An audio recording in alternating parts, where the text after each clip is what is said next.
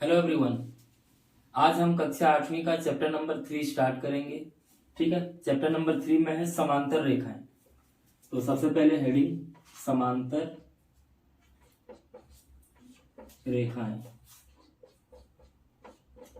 ठीक है, समांतर रेखाओं को क्या बोला जाता है? Parallel lines.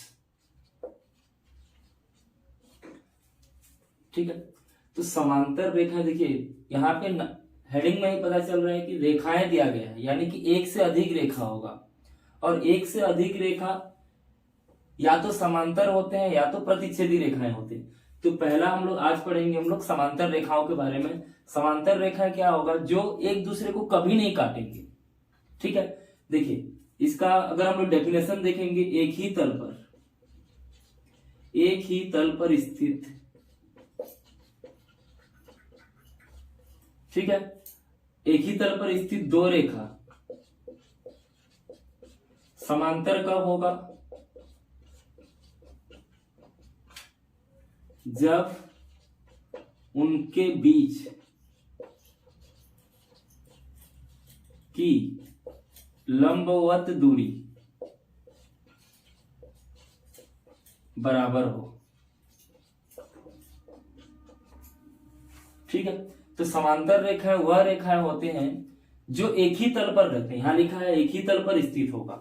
एक ही तल पर मतलब जैसे हम लोग ये व्हाइट बोर्ड में बना रहे हैं तो व्हाइट बोर्ड में और एक भी होगा। ठीक है, तो एक ही तल पर स्थित दो रेखाएं जब समांतर होगा तो उनके बीच का लंबवत दूरी क्या हो जाएगा? बराबर हो जाएगा। जैसे एग्जाम्पल लेते हैं, जैसे मान लीजिए एक लाइन में बनाया ए बी। ठीक है, ये ए बी एक रेखाखंड है, यह एक रेखा है। उसी प्रकार और एक मैं रेखा बना रहा हूं यहाँ पे एम और एन। ये एक रेखा है, ये भी एक रेखा है। अगर ये दोनों रेखाओं का लंबवत दूरी निकालेंगे, लंबवत दूरी मतलब उनके बीच में अगर हम लोग दूरी निकालेंगे, जो सबसे कम दूरी कैसे निकाला जाता है? लंब खींचकर, यानी कि 90 अंश का एक हम लोग कोण बनाएंगे। जैसे यहाँ पे मैं बनाया लंब खींचा, इधर भी 90 अंश होगा, इधर भी 90 अंश। तो यहां ये दोनों के बीच जितना दूरी होगा इधर भी खींचेंगे, 90 अंश बनाएंगे। तो जितना बार भी आप लोगों को 90 अंश बनाओगे, हमेशा हर जगह पे दूरी क्या होगा? बराबर होगा। मान लो ये दोनों के बीच यहाँ पे जो 90 ये दिया है, बनाए हैं हम लोग, ये 2 सेंटीमीटर है, तो भी ये भी कितना होगा? 2 सेंटीमीटर होगा। ये भी कितना होगा? 2 सेंटीमीटर। ठीक है, इसको आगे बढ़ाते हुए जाएंगे, इसको भी आगे बढ़ाते जाएंगे, इसको पीछे बढ़ाओगे, इसको भी पीछे बढ़ाओगे। यहां भी अगर हम लोग 90 अंश का कोण बनाएंगे या दूरी निकालेंगे तो ये भी कितना होगा? 2 सेंटीमीटर। जहां जहां भी आप लोग ऐसा 90 अंश का कोण बनाते हुए दूरी निकालोगे तो क्या हो जाएगा? 2 सेंटीमीटर। इसी को बोला जाता है लंबवत दूरी। ठीक है, तो जब दो रेखाएं एक ही तल पर स्थित होते हैं और उनके बीच लंबवत दूरी हमेशा बराबर होगा, चाहे वो रेखा को आगे बढ़ाओ चाहे पीछे बढ़ाओ, तो वो कभी एक दूसरे को काटेंगे भी नहीं। ये इधर चला जाएगा ऐसा, ये भी इधर जाएगा, ये इधर इधर जाएंगे, लेकिन एक दूसरे को कभी काटेंगे नहीं। और उनके बीच में जो दूरी रहेगा वो हमेशा लंबवत दूरी बराबर होगा। तो उन रेखाओं को हम लोग क्या बोलेंगे? समांतर रेखा। ठीक है, उसी प्रकार प्रतिच्छेदी रेखा भी होता है। प्रतिच्छेदी रेखा मतलब जब उनको बढ़ाने पर एक दूसरे को काट देते हैं तो उनको क्या बोलते हैं? प्रतिच्छेदी रेखा।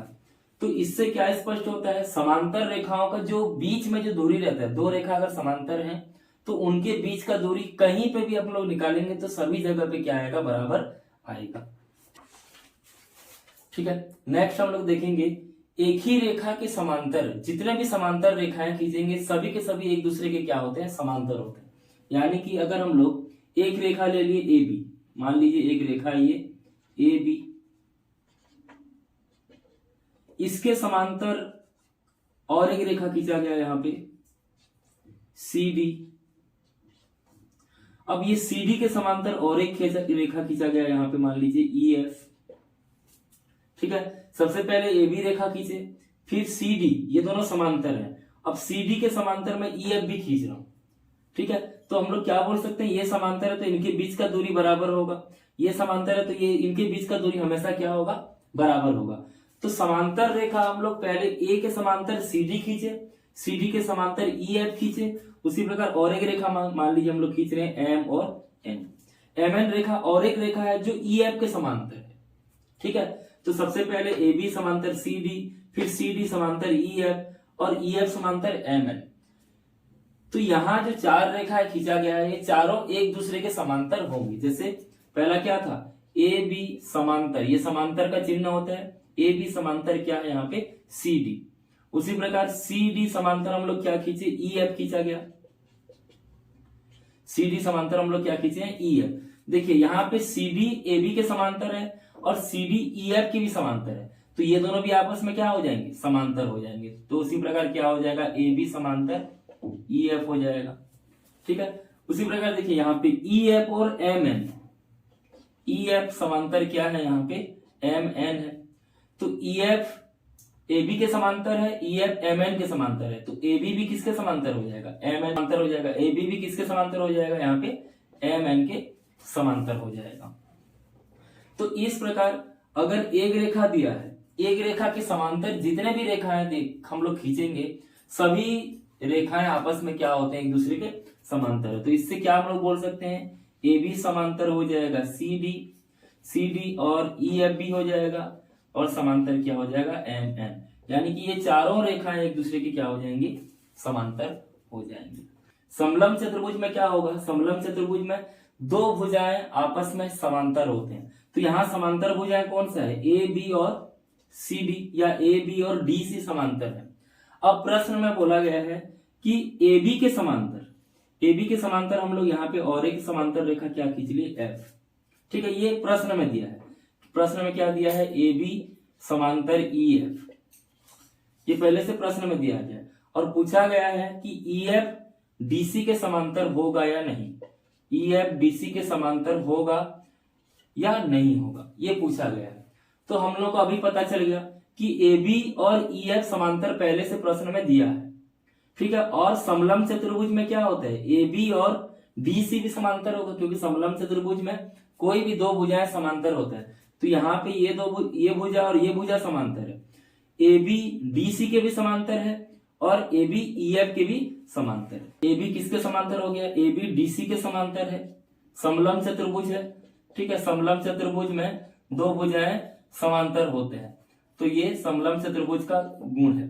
तो AB DC के समांतर है, उसी प्रकार EF AB के समांतर, ये प्रश्न में हम लोग बनाए हैं, AB EF के समांतर है, AB EF के समांतर है। तो AB दोनों है, तो यहाँ पे DC भी किसके समांतर हो जाएगा, तो DC भी क्या हो जाएगा, EF के समांतर हो जाएगा। ठीक है, तो ये सही है हम लोगों का। देखेंगे अंतःखंड और बाह्यखंड। ठीक है, जब दो रेखाएं चाहे वो समांतर हो चाहे ना हो, ठीक है, पहले हम लोग लेते हैं दो ऐसी रेखाएं जो समांतर नहीं है। जैसे ये दो समांतर नहीं है। ठीक है, मान लो ये रेखा है L रेखा और ये रेखा है M। ठीक है, ये रेखा L है और ये रेखा M है, इसको एक रेखा काट दे रहा है, प्रतिच्छेदी रेखा। ठीक है, उसी प्रकार यहाँ पे हम लोग दो समांतर रेखाएं ले रहे हैं, यहाँ पे समांतर रेखा दो ले रहे हैं, यहाँ पे मान लीजिए A रेखा और ये क्या है, B रेखा, इसको भी एक रेखा क्या कर रहे हैं, काट दे रहे हैं। ठीक है, यहाँ पे C रेखा, उसी प्रकार L M और ये M रेखा। अब दो रेखाओं को एक तीसरी रेखा प्रतिच्छेद करता है, तो कुछ हिस्सा दोनों रेखाओं के बीच आता है और कुछ हिस्सा दोनों रेखाओं के बाहर आ जाते हैं। तो जो बीच वाला हिस्सा है उसको हम लोग बोलते हैं अंतःखंड। इसको क्या बोला जाएगा, अंतःखंड। यहाँ पे जितने भी चीजें रहेगा, यहाँ पे जितने भी कोण बन रहे हैं, ये सब अंतः कोण बनेंगे। ठीक है, अलग अलग नाम है। उसी प्रकार यहाँ पे भी ये क्या है, अंतःखंड। ये बीच में जो खंड है उसको हम लोग अंतःखंड। यहाँ पे भी जो कोण बन रहा है इसको हम लोग क्या बोलेंगे, अंतः कोण बोलेंगे, लेकिन अलग अलग उनका नाम रहेगा, अलग अलग नाम से जाना जाता है। उसी प्रकार ये देखिए, ये समांतर रेखा क्या, ये रेखाओं के बाहर है, ये भी रेखा के बाहर है, तो इसको हम लोग क्या बोलेंगे, बाह्यखंड। इधर का भी क्या हो जाएगा, ये बाह्यखंड। अंतःखंड में जितना भी कोण रहता है सब अंतः कोण कहलाते हैं। अलग अलग एकांतर कोण होता है, संगत कोण होता है। ठीक है, उसी प्रकार बाह्यखंड में जितने भी कोण रहेंगे सब क्या हो जाएगा, बाह्य कोण कहलाएंगे। यहाँ पे दो रेखा दिया गया है, ये L रेखा और ये M रेखा। ठीक है, इसको एक प्रतिच्छेदी रेखा काट रहा है यहाँ पे N रेखा, तो ये अंतःखंड हो गया, ये बाह्यखंड, ये लोग बाह्यखंड हो गया। अब देखिए यहाँ पे L और M दोनों समांतर नहीं है, L रेखा और M रेखा दोनों समांतर नहीं है। उसी प्रकार कोई दो समांतर रेखाएं होंगे, जैसे मान लीजिए यहाँ पे ए रेखा और यहाँ पे ये बी रेखा, ये दोनों आपस में समांतर है, ए समांतर बी, और इसको अगर कोई एक रेखा काट रहा है, जैसे यहाँ पे सी रेखा काट रहा है, तो सी रेखा क्या हो जाएगा, तिर्यक। तो यहाँ पे कुल 8 कोण बनता है, ठीक है। इस वाले कंडीशन में जब दो रेखाओं को एक तीसरी रेखा प्रतिच्छेद करता है तो वहां 8 कोण बनता है। जैसे मान लीजिए हम लोग ये पहला कोण, ये दूसरा, ये तीसरा, ये चौथा, उसी प्रकार ये 5वां, 6वां, 7वां और 8वां। यहाँ पे भी देखिए, यहाँ पे 1 2 3 4 5 6 7 और 8, यहाँ पे भी 8 कोण बन रहा है, यहाँ पे भी 8 कोण बन रहा है। तो 8 कोण में से संगत कोण भी होते हैं, एकांतर कोण भी होते हैं, ठीक है। जैसे यहाँ पे हम लोग संगत कोण लेंगे। संगत कोण कैसा होता है, अगर हम लोग जो रेखाएं हैं, रेखाओं के बाएं खंड में लेंगे, यानी कि रेखा के ऊपर तरफ ले रहे हैं तो दूसरी रेखा के ऊपर तरफ भी वो रहेगा, ठीक है। रेखा के अगर नीचे में ले रहे हैं पहली रेखा के, तो नीचे तरफ वो भी रहेगा। जैसे यहाँ पे अगर हम लोग संगत कोण देखेंगे तो 2 का संगत कोण कौन हो जाएगा, 6 होगा, क्योंकि 2 क्या है, इस रेखा के ऊपर में है, तो इधर वाली रेखा के ऊपर में कौन है, यहाँ पे 6। उसी प्रकार इस रेखा के ऊपर में 1 है, इधर वाली रेखा के ऊपर में क्या है, 5, तो कोण 1 और कोण 5 क्या हो जाएंगे, संगत कोण होगा। कोण 1 और कोण 5 संगत कोण। उसी प्रकार कोण 2 और कोण 6 क्या हो जाएगा, संगत कोण होगा, ठीक है। उसी प्रकार रेखा के नीचे में कौन है, 3 है और 7 है, तो रेखा के नीचे में 3 और रेखा के नीचे में 7, ये लोग भी क्या है, संगत कोण। और यहाँ 4 और 8 है, तो कोण 4 और ये कोण 8 भी ये क्या हो जाएगा, संगत कोण होगा, ठीक है। इस वाले में, इस कंडीशन में और क्या क्या कोण होगा, एकांतर कोण होगा। एकांतर कोण कौन कौन सा होगा, देखो एकांतर मतलब तिर्यक रेखा के उस पार एक रहेगा, तिर्यक रेखा के इस पार एक रहेगा, ठीक है। तो तिर्यक रेखा के उस पार जैसे यहाँ पे 2 है ऊपर में, तो ये बा है, बाहर वाला है, बा है, ये भी बा है। उसी प्रकार ये अंतः खंड वाले ये सब है। तो बाह्य एकांतर कोण और अंतः एकांतर कोण रहता है, 2 प्रकार का एकांतर कोण रहेगा, बाह्य एकांतर कोण और अंतः एकांतर कोण। तो बाह्य एकांतर कोण मतलब तिर्यक रेखा को देखना है, तिर्यक रेखा के एक दायां तरफ रहेगा, दूसरा बायां तरफ रहेगा। तो यहाँ पे तिर्यक रेखा के दायां तरफ कौन है, कोण 2, इस वाले में बाह्य में कौन है, कोण 8 है, तिर्यक रेखा के बायां तरफ। उसी प्रकार इधर बायां तरफ कौन है, कोण 1, तो इसका उल्टा क्या हो जाएगा, कोण 7। तो यहाँ कोण 1 और कोण 7 ये दोनों भी एकांतर कोण है, लेकिन कौन सा एकांतर कोण होगा, बाह्य एकांतर कोण, ठीक है। उसी प्रकार यहाँ पे कोण 2 और कोण 8 क्या हो जाएंगे, अंतः, ये भी बाह्य एकांतर कोण होगा, ये क्या हो जाएगा, बाह्य एकांतर कोण होगा। उसी प्रकार अंतः एकांतर कोण मतलब जो तिर्यक, जो रेखाओं के बीच में रहेगा, तो रेखाओं के बीच में कौन कौन है, 3 का क्या हो जाएगा, 5 हो जाएगा, 4 का क्या हो जाएगा, 6। तो कोण 3 और कोण 5 अंतः एकांतर कोण होगा, और कोण 4 और कोण 6 क्या हो जाएगा, अंतः एकांतर कोण, ठीक है। इस वाले रेखाओं में हम लोग देखो, संगत कोण हमेशा बराबर होता है, कब, जब 2 रेखाएं क्या होगा, समांतर होगा, ठीक है। इस वाले रेखाओं में समांतर नहीं दिया गया था, यहाँ L और M दोनों समांतर नहीं है, उसीलिए यहाँ पे संगत कोण बराबर नहीं होगा। लेकिन इस वाले रेखा में L, A और B दोनों क्या है, समांतर है। समांतर रेखाओं को कोण C, रेखा C यहाँ पे प्रतिच्छेद कर रहा है, तो यहाँ पे संगत कोण कौन कौन सा होगा, कोण 2 का कौन हो जाएगा, कोण 5, कोण 1 का क्या हो जाएगा, कोण 6। तो कोण 2 बराबर क्या हो जाएगा, कोण 5 हो जाएगा, कोण 6 बराबर क्या हो जाएगा, या कोण 1 बराबर क्या हो जाएगा, यहाँ पे कोण 6। ये क्या है, संगत कोण। उसी प्रकार और संगत कोण कौन सा होगा, 3 का 8 हो जाएगा, कोण 3 बराबर कोण 8, कोण 4 बराबर क्या हो जाएगा, कोण 4 बराबर क्या होगा, कोण 7। ये सभी क्या है, ये संगत कोण है। तो संगत कोण बराबर कब होता है, उसी प्रकार इसमें एकांतर कोण भी निकलेगा। बाह्य एकांतर कोण निकालेंगे तो कोण 1 और कोण 8 होगा, कोण 2 और कोण 7 होगा। तो बाह्य एकांतर कोण भी यहाँ पे क्या होता है, एकांतर कोण भी बराबर कब होगा, जब वो लोग क्या रहेंगे, समांतर रेखा। यहाँ पे मैं बराबर नहीं लिखा हूं, इधर भी ये बराबर होंगे। क्यों बराबर होंगे, क्योंकि ये लोग समांतर हैं। कोण 1 बराबर कोण 8 हो जाएगा, कोण 2 बराबर कोण 7 हो जाएगा, उसी प्रकार कोण 4 बराबर कोण 5 होगा, और कोण 3 बराबर क्या हो जाएगा, कोण 6।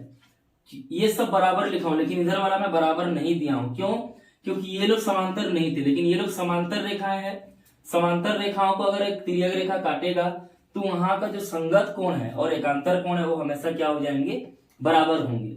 तो बराबर होने के लिए संगत कोण अगर बराबर होगा तो उनकी रेखाएं समांतर होंगे, और अगर रेखाएं समांतर है तो संगत कोण आपस में क्या होंगे, बराबर होगा, और एकांतर कोण भी क्या होंगे, बराबर, चाहे आंतरिक एकांतर कोण या अंत एकांतर कोण, चाहे वो बाह्य एकांतर कोण। ठीक है, प्रश्नावली आइए, प्रश्नावली 3.1 में 3.1 का प्रश्न क्रमांक दूसरा यहाँ पे दिया गया है L समांतर M दिया गया है।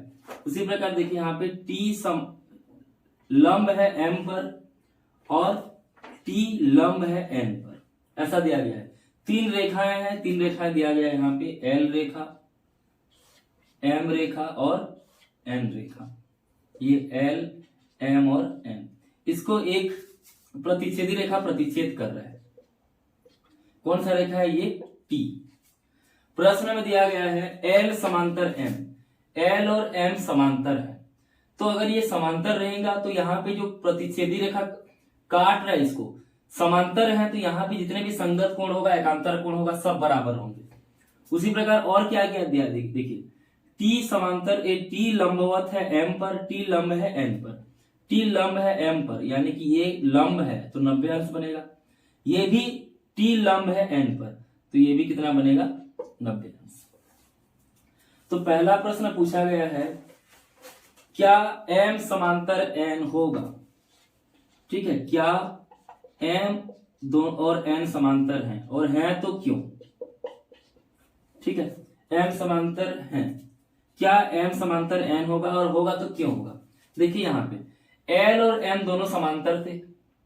ठीक है, पहले से प्रश्न में दे दिया है L और M समांतर है। अब हम लोग को ये दोनों समांतर बताना है। तो M और N समांतर कब होगा, जब एक तिर्यक रेखा काटता है, किसी रेखाओं को, दो रेखाओं को जब तिर्यक रेखा काटता है तो उनका संगत कोण बराबर होना चाहिए। संगत कोण अगर बराबर होगा तो समांतर रेखाएं होगा। तो संगत कोण देखो, ये रेखा के ऊपर वाला 90, ये रेखा के ऊपर में 90 दिया है। तो यहाँ दोनों M और N को T क्या कर रहा है, काट रहा है, प्रतिच्छेदी रेखा, और दोनों 90 अंश का कोण बना रहे हैं। ये भी 90 अंश का कोण बना रहा है, ये भी 90 अंश का कोण बना रहा है। इसीलिए यहाँ पे दोनों संगत कोण बराबर हो गए, 90 अंश दोनों है। तो यहाँ पे क्या हो जाएगा, वो दोनों समांतर होगा। यहाँ संगत कोण क्या हो रहे हैं, बराबर हो रहे हैं, बराबर हैं। क्या हो जाएगा, M समांतर क्या हो जाएगा, यहाँ पे N हो जाएगा। संगत कोण यहाँ पे बराबर हो रहा है तो M समांतर N होगा। दूसरा क्या हो रहा है, देखिए L समांतर N होगा कि नहीं, L समांतर N है या नहीं, और है तो क्यों। देखिए पहले से प्रश्न में दे दिया गया है L समांतर M। ठीक है, L समांतर M, प्रश्नानुसार प्रश्न में दे दिया है L समांतर N, और अभी हम लोग को पता चला कि M समांतर N है। यहां पता चल गया है M समांतर N है। तो M और यहां भी M है, यहां भी M है, तो ये दोनों आपस में L भी M के समांतर है, M N के समांतर है। तो क्या हो जाएगा, इसलिए L जो है N के समांतर होगा। ठीक है, यानी कि एक रेखा के समांतर अगर दूसरी रेखा है और दूसरी रेखा के समांतर अगर तीसरी रेखा है तो पहली रेखा तीसरी रेखा के समांतर होगा। ये पहले हम लोग देख चुके हैं। उसी प्रकार देखिए यहाँ पे तीसरा प्रश्न दिया गया है, क्या T लंब होगा L पर, और है तो क्यों। देखिए जब L और M दोनों समांतर हैं, तो समांतर हैं तो उनका संगत कोण क्या होगा, बराबर होगा। संगत कोण अगर बराबर होगा तो ये 90 अंश है, तो ये भी कितना होगा, 90 अंश होगा। तो यहां भी 90 अंश बन रहा है, यानी कि T क्या हो जाएगा, लंब होगा L पर। L समांतर M, तो संगत कोण क्या होगा, संगत कोण बराबर होंगे, संगत कोण बराबर है। संगत कोण अगर बराबर है तो ये भी 90 अंश, ये भी 90 अंश, अतः जो T है, T रेखा जो है ये लंब होगा किस पर, L पर। इस प्रकार समांतर रेखाओं का ये पहला वीडियो है। इसका और एक वीडियो आएगा और उसमें पूरा का पूरा चैप्टर हम लोग कंप्लीट करेंगे। देखते रहिए। अगर अच्छा लगेगा तो लाइक शेयर जरूर कीजिएगा। धन्यवाद।